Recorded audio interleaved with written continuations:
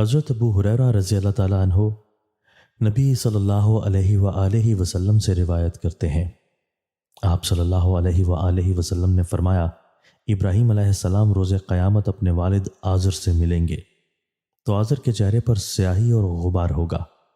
ابراہیم علیہ السلام اسے فرمائیں گے، کیا میں نے تمہیں نہیں کہا تھا کہ میری مخالفت نہ کرو؟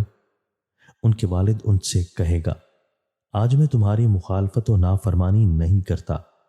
ابراہیم علیہ السلام عرض کریں گے، رب جی، تو نے مجھ سے وعدہ کیا تھا کہ تو روز قیامت مجھے رسوا نہیں کرے گا۔ اس سے زیادہ رسوائی کیا ہے کہ میرا والد تیری رحمت سے سب سے زیادہ دور ہے۔ اس پر اللہ تعالیٰ فرمائے گا، میں نے جنت کافروں پر حرام کر دی ہے۔ پھر ابراہیم علیہ السلام سے کہا جائے گا، تمہارے قدموں تلے کیا ہے؟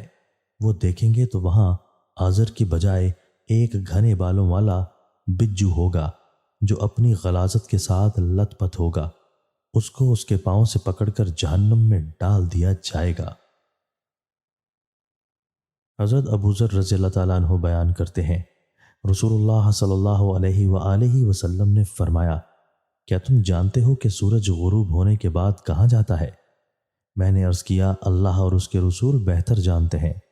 آپ صلی اللہ علیہ وآلہ وسلم نے فرمایا، وہ جاتا ہے حتیٰ کہ عرش کے نیچے سجدہ ریز ہو کر مشرق سے طلوع ہونے کی اجازت طلب کرتا ہے، اسے اجازت دی جاتی ہے اور قریب ہے کہ وہ سجدہ کرے اور وہ اس سے قبول نہ کیا جائے۔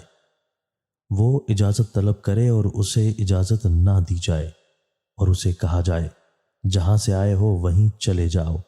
وہ مغرب سے طلوع ہوگا اور یہ اللہ تعالیٰ کا فرمان ہے، سورج اپنی قرارگاہ کی طرف چل رہا ہے۔ فرمایا، اس کی قرارگاہ عرش کے نیچے ہے۔